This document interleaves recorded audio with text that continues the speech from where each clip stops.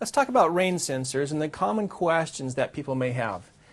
I've got a mini-click rain sensor here hooked up on the wall connected to a Pro C controller.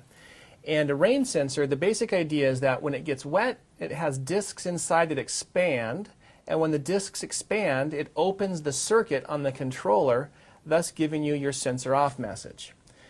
The basic parts here is the rain sensor.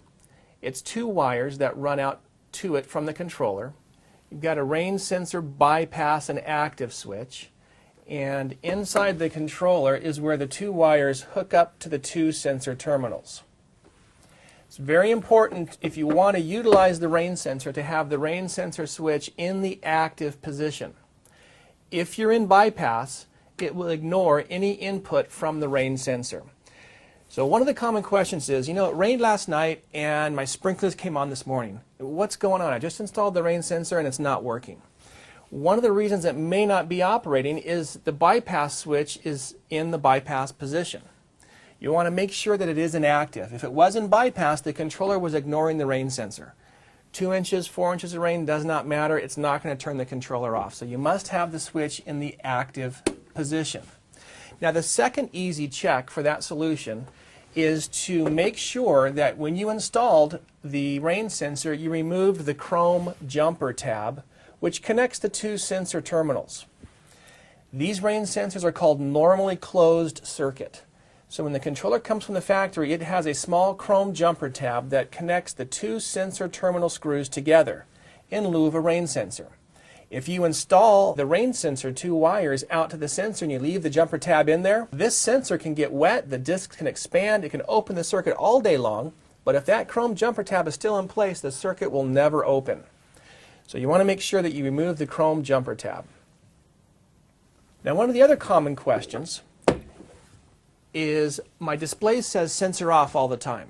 If your controller always says sensor off, one of the things that you'll want to look at is, remember, this is just an extended circuit. It goes out to the sensor and it comes back. The wires that leave the controller, if those are damaged or they're cut, that means the circuit is open.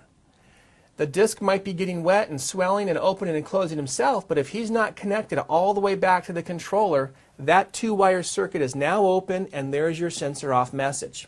First thing you want to look at is, well, it says sensor off, so let's go to bypass. Does the controller work normally? If it does, you know your controller is good to go, and you have to look at the rain sensor circuit. If it still says sensor off when you're in the active position, you can locate the chrome jumper tab that you pulled out back in the day, reinstall it, and remove your two wires. If you don't have the jumper tab, you can take a small piece of wire, 3 or 4 inches long, get rid of your sensor wiring, and simply install a jumper wire from sensor to sensor terminal to complete that circuit, to complete the loop.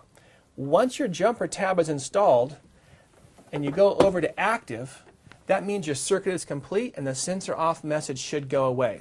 Really, it's just a basic circle circuit out to the sensor, and when the sensor gets wet, the discs expand and it opens up that circuit, causing the sensor off message in the display. If at any time you want to test it, just go to the sensor and hold this button down. What you're doing is you're manually opening the circuit, and you should get off sensor or SYN off in your display. When you release, it should go back to the current time of day. So here's how to actually test the fact that the sensor is working once it's already installed. On Hunter controllers, you have two ways to turn a zone on. Now you may have just installed the sensor and you're thinking, I want to test this thing and make sure it works. There's two ways to operate a station. The first way is under manual single station. The other way to operate a station is under manual all stations.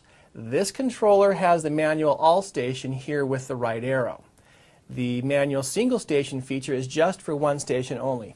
Now here's the key part. Under manual single station, it will always water. No matter what you do with the sensor, you can run out and try to push the button and try to interrupt the watering. On manual single station, it will always water and never be interrupted. The only way that you're going to interrupt water with your rain sensor is under manual all stations. So if you have a manual all station on your dial, that feature, you want to go to manual all stations, and you'll want to make sure that you've got a couple of stations with runtime there. Just go back to the run position and it'll start the entire program. That mimics a regular pre-programmed start. and the rain sensor should interrupt during mid-watering the manual all stations are programmed. If you go to manual single station, that is a single command of that one station to turn on, and it will always turn on. So if you do manual single and you go to your sensor, it's not going to turn it off. So to test the sensor, you'll go to manual all stations, and in this controller we're going to use the right arrow to access that feature by holding down the right arrow, and station 1 is running. Now we have a program running.